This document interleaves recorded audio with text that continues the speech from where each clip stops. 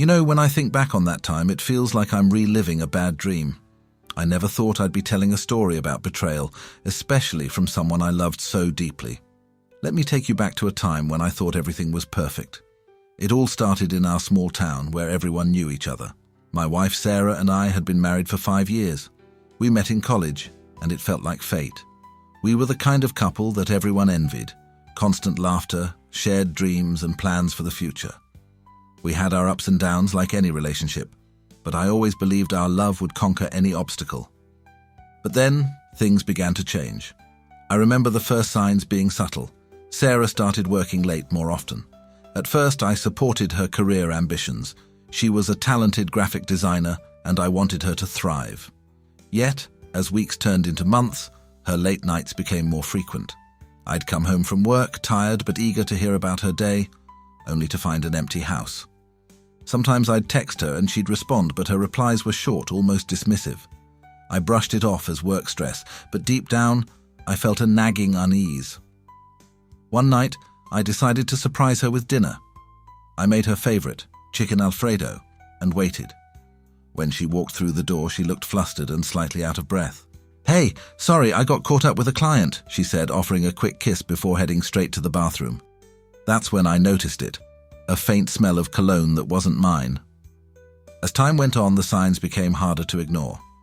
I started snooping, looking through her texts when she left her phone unattended. There were messages from a guy named Jake, a name I didn't recognize. My heart raced as I read their conversations, filled with laughter and inside jokes. They were too intimate, too friendly for my liking.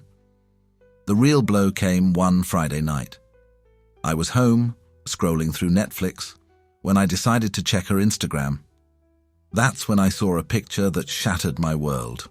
It was a shot of her and Jake at a bar, their arms draped around each other, both smiling like they were in a romantic comedy. I felt my stomach drop. I confronted her when she got home, my voice shaky with a mix of anger and hurt. "Who is Jake?"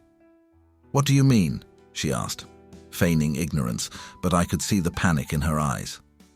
"The guy in your picture. Are you seriously going to pretend you don't know?" Her defenses crumbled. "It's not what you think. We're just friends." In that moment, all the trust we had built felt like it was collapsing around me. I pushed her for answers, my heart racing with every word. "Friends don't take pictures like that, Sarah." After what felt like hours of back and forth, she finally admitted it. "Okay, fine, we went out for drinks a few times, but it didn't mean anything." I felt like I had been punched in the gut. The betrayal stung more than I could have imagined. "How long has this been going on?" I demanded. "A couple of months," she whispered, her eyes downcast. "I'm so sorry, I never wanted to hurt you." Those next few days were a blur. I packed a bag and stayed with my brother. I needed space to process everything. Sarah would call, leaving messages filled with regret, begging me to come home. I wanted to hate her, to be angry, but the truth was, I was heartbroken. My brother was supportive, but I could see the concern in his eyes. "You need to decide what you want, man," he said one evening. "Do you think she can change?" I didn't have the answer. Part of me wanted to believe her, to think that our love could overcome this. But another part screamed for me to walk away, to not let myself be the fool. After a week, I returned home. Sarah was waiting for me, tears in her eyes. "Please, let's talk," she pleaded. I sat down, my heart heavy. We talked for hours. She explained how she felt lost in her career and that Jake had given her the attention she craved. I listened, but I couldn't shake the feeling of betrayal. I wanted to believe her, but the trust was shattered. We decided to go to couples therapy. It was a long road, filled with hard conversations and emotional breakdowns. We revisited the love we once had, but the memory of her betrayal lingered like a shadow.